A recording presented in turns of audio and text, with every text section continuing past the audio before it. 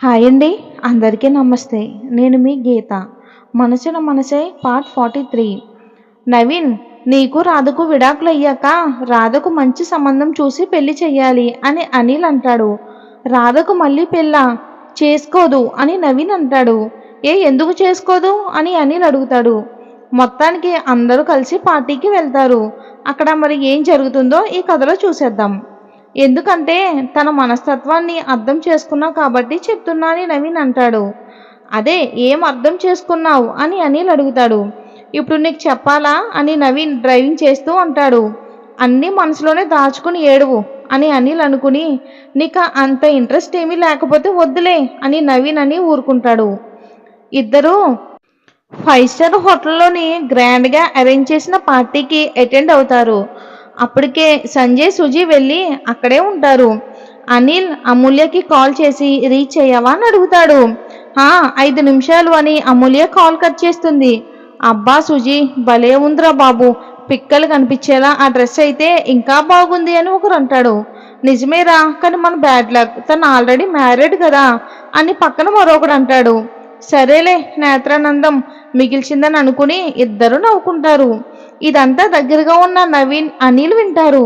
రే చూడు ఎలా మాట్లాడుతున్నారో, వెళ్ళి అడగొచ్చు కదా అని అంటాడు. వాళ్ళే అన్నారు కదా నేత్రానందం అని, వదిలేయ్. మరో విషయం, నేను వెళ్ళి అడిగితే నీకేంటి సంబంధం అని అడుగుతారు. ఇప్పుడు అది ఇష్యూ చేయడం అవసరమా? అయినా పొగిడితే తప్పేంటి? ఇట్ జస్ట్ ఏ కాంప్లిమెంట్ అని నవీన్ అంటాడు. కాంప్లిమెంట్స్కి కామెంట్కి కూడా తేడా తెలియదు వీడికి అని అనిల్ అనుకుంటాడు.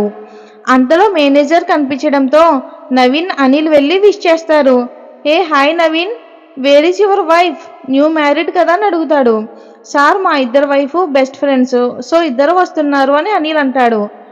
ఓకే, వచ్చాక అందరికీ పరిచయం చెయ్యాలి నవీన్, కొత్తగా పెళ్ళైంది కదా, సిగ్గుపడుతూ కూర్చుంటావేమో అని అంటూ వెళ్తాడు మేనేజర్. వీడొక్కడో నా ప్రాణానికి పనికి రాకుండా ఎలా మేనేజర్ అయ్యాడో ఏంటో. ఇప్పుడు నా భార్యతో ఏంటి పని పరిచయం చేయడానికి? ఏమని పరిచయం చేయాలి? తన పేరు రాధా, 8th క్లాస్ ఫెయిల్ అయిందని నవీన్ అంటాడు. అనిల్ చురుచోరా చూస్తూ, దేవుడా, వీడు బాధ ఏంటో కాస్త తీరిక చేసుకుని కూర్చుని ఆలోచించి స్క్రూలన్నీ టైట్ చేయి, పిచ్చి వేషాలు వేస్తున్నాడు అని అనుకుంటాడు అనిల్. అమూల్య కార్ పార్క్ చేసి, రాధా వచ్చేసాం, ఇదిగో హోటల్ అని చెప్తుంది. రాధ అమూల్యతో పాటు కారు దిగి హోటల్ వైపు చూసి, అమూల్య చాలా బాగుంది, ఇక్కడికి నేను పర్లేదు కదా అని బెరిగ్గా అడుగుతుంది. ఏంటా మాటలు? రా, నేను పర్లేదంటే ఏంటి అర్థం? ఇక్కడ నీకన్నా తోపులు తురుములు ఎవరూ ఉండలే. అయినా నేను చెప్తున్నా, రాసి పెట్టుకో, ఇక్కడ అందరిలో నువ్వే హైలైట్ అవుతావని అమూల్య రాధ చెయ్యి పట్టుకుని లోపలికి తీసుకుని వెళ్తుంది. రాధకు మనసులో భయం పెరుగుతూనే ఉంది. ఎవరు ఏం మాట్లాడతారు, తనేం చెప్పాలో, ఏం మాట్లాడితే ఏం చిక్కు వచ్చి పడుతుందో అని అనుకుంటూ అమూల్యతో వెళ్ళింది. అమూల్య లిఫ్ట్లో తీసుకుని వెళ్తుంది. రాధకి లిఫ్ట్ అంటే భయం అన్న విషయం అనిల్ ద్వారా తెలియడంతో రాధ చెయ్యిని గట్టిగా పట్టుకుంది అమూల్య. రాధ కళ్ళు మూసుకుని ఉంది. రాధ వచ్చేసాం అని అమూల్య అనగానే ఒక్క ఉదుటో బయటికి దూకింది రాధ. అమూల్య నవ్వుకుని, రాధా, లిఫ్ట్లో రోజుకి 100 మందికి పైగానే కిందకి పైకి తిరుగుతూ ఉంటారు, ఏం కాదు, భయపడవలసిన అవసరం లేదు, సరేనా? మెల్లగా అలవాటు అవుతుందిలే. ఏంటో కళ్ళు తిరిగినట్టు ఉంటుంది అమూల్య, కొత్త కదా, కానీ అలవాటు చేసుకోవాలి అని అంటుంది అమూల్య. అలాగే అమూల్య, అదిగో రాధ అక్కడే పార్టీ, ఎవరు పలకరించినా నీకు నచ్చిన పద్ధతిలో మాట్లాడు. ఎవరైనా ఇంగ్లీష్లో మాట్లాడితే మొహమాట పడకుండా నాకు ఇంగ్లీష్ రాదు, తెలుగులో మాట్లాడండి అని సూటిగా చెప్పు. మన ధైర్యమే మనకి రక్ష. రాదా, నువ్వు ఇబ్బందిగా ఫీల్ అయితే అవతల వైపు వాళ్ళు ఇంకా తక్కువ చెయ్యాలని చూస్తారు. ఆ అవకాశం నువ్వు వాళ్ళకి అస్సలు ఇవ్వకూడదు, సరేనా?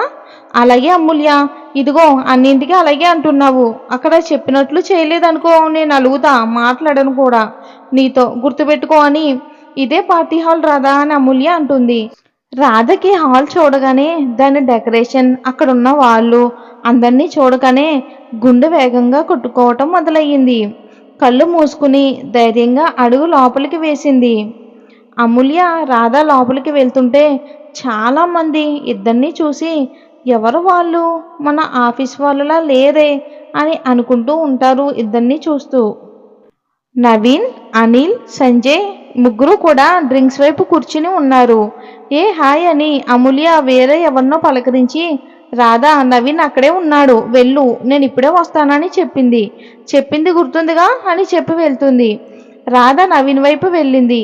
సంజయ్ డ్రింక్ చిప్ చేస్తూ రాధని దూరం నుండి చూసి, వావ్, సో బ్యూటిఫుల్ అని అంటాడు. ఎవరా అని అనిల్ అడిగేలోపు నవీన్ వస్తున్న రాధ వైపు చూస్తాడు. తన ఒంటి రంగులో కలిసిపోయేలా బేబీ పింక్ కలర్ నెట్ శారీలో లైట్ మేకప్తో తన వైపు చూస్తున్న రాధని చూస్తున్నాడు నవీన్. రాధ నవీన్ దగ్గరకు వచ్చి, ఆలస్యం చేశానా అని అడుగుతుంది. నవీన్ ఏమీ మాట్లాడకుండా, అసలు సమాధానమే చెప్పకుండా రాధ వైపు అలానే చూస్తూ ఉంటాడు. ఏమండి, మిమ్మల్ని ఆలస్యం చేశానా అని రాధ మరోసారి అడుగుతుంది నవీన్ని. రేయ్, నీతోనేరా మాట్లాడేది అని అనిల్ గట్టిగా తడతాడు. లేదు అని నవీన్ అంటాడు. కూర్చో రాధా అని సంజయ్ చైర్ ఆఫర్ చేస్తాడు. రాధ నవీన్కి సంజయ్కి మధ్యలో కూర్చుంది. సిస్టర్, మా అమూల్య బంగారం, నిన్ను చాలా అందానికి అద్దం పట్టేలా చేసింది. వదిన మరదలిద్దరూ అదిరిపోయారు అని అనిల్ అంటాడు. కుందనపు బొమ్మ, బంగారపు బొమ్మ, పుత్తడి బొమ్మ అని వినడమే కానీ చూసింది లేదు. రాధా, మొదటిసారి వీటి అర్థాలకి సరిగ్గా సరిపోయేలా చాలా అందంగా ఉన్నావు.